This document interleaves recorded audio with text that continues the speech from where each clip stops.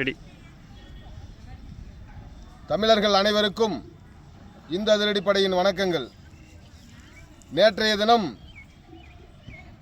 நம்முடைய முன்னோர்கள், நம்முடைய முப்பாட்டன், நம்முடைய தாத்தன் எல்லாம் ஏல வாழையா இருந்து கோயில்கள் மேம்பட வேண்டும், கோயில்களிலே 3 கால பூஜை, 2 கால பூஜை, 6 கால பூஜை மிக சிறப்பாக நடைபெற வேண்டும் என்பதற்காக அன்றைய காலகட்டத்திலே இந்த நாட்டு சுதந்திரம் அடைவதற்கு முன்னால் இஸ்லாமியர் படையெடுப்பிலே, கிறிஸ்துவ படையெடுப்பிலே இந்த நாடு இருக்கின்ற தமிழகத்திலே கோயில்கள் பாதுகாக்க வேண்டும், கோயில் தினசரி பூஜைகள் நடைபெற வேண்டும் என்பதற்காக சொத்துக்களை தானமாக எழுதி வைத்தார்கள்.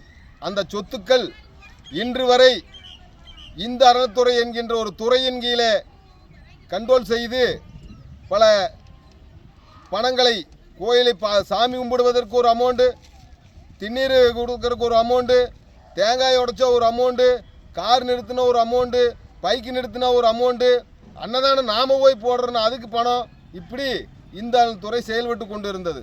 ஆனால் இந்த டிவிகே ஆட்சியில் இந்த அறத்துறை அமைச்சர் அவர்கள் கோயில்களிலே அன்னதானங்கள், பிரசாதங்கள் கோயில் சார்பிலே நடைபெறும், தயாரிக்கப்படும் என்று சொன்னார். மிக மகிழ்ச்சி அடைந்தோம். ஆனால் நேற்றைய தினம் கரூரிலே முதல்வர் அவர்கள் மேடையிலேயே வைத்துக்கொண்டு முன்னாள் அதிமுக அமைச்சர், முன்னாள் எம்எல்ஏ சொல்றாரு, கரூரிலே இருக்கின்ற கோயில் சொத்துக்களை எல்லாம் மீண்டும் அதை அனுபவித்துக் கொண்டிருக்கின்றவர்களிடம் ஒப்படைக்க வேண்டும் என்று முதல்வர் அவர்களிடத்தில் கோரிக்கை வைக்கிறார்.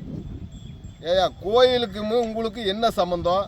எங்களுடைய தாத்தன், பாட்டன், முப்பாட்டன் எல்லாம் கொடுத்த கோயில் வளர்ச்சிக்காக கொடுத்த சொத்தை ஆட்டையும் போடுறதுக்கு இந்த அதிகாரிகளும் அந்த அரசியல்வாதிகளும் வியாபாரிகளாகிவிட்டார்கள்.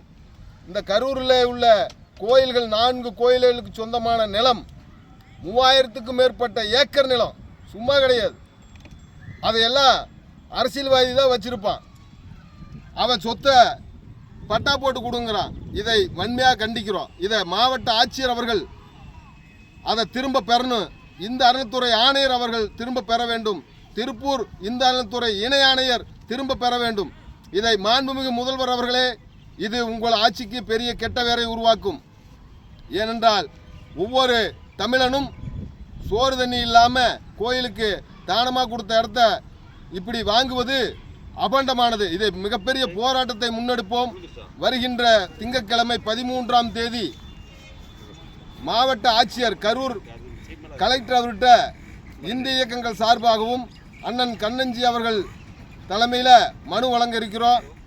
இதை ஒவ்வொரு தமிழர்களும் விழிப்போடு இருக்க வேண்டும். நம்முடைய சொத்து கோயிலுக்கு கொடுத்துருக்கிறது, கோயிலுக்கு அது இனாமாக கொடுத்தது, கோயில் வளர்ச்சிக்காக கொடுத்ததை ஆட்டையும் போடுவதற்காக அரசியல் வியாபாரிகள் ஒவ்வொருத்தரும் கிளம்பிட்டு இருக்கிறான். இதை வன்மையாக கண்டிக்கிறோம். இதை வன்மையாக கண்டிக்கிறோம்னு சொல்லி விடைபெறுகிறேன். இந்த கோயில் சொத்து சிவன் சொத்து குலநாசம்.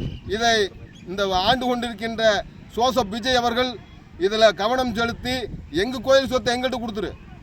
கிறிஸ்துவனுடைய சொத்தை கிறிஸ்துவர்கள் தானே நிர்ணயிக்கிறாங்க. மசூதி சொத்து மசூதி முஸ்லீம் தானே நிர்ணயித்துட்டு இருக்கிறாங்க. இந்து கோயில் சொத்து மட்டும் எப்படா இந்த அறநிலைத்துறைங்கிற ஒரு துறை கீழே இருக்கிறத எப்படி நீ தானமாக கொடுக்கலாம்? இதை வன்மையாக கண்டித்து மிகப்பெரிய போராட்டங்களை முன்னெடுப்போம்.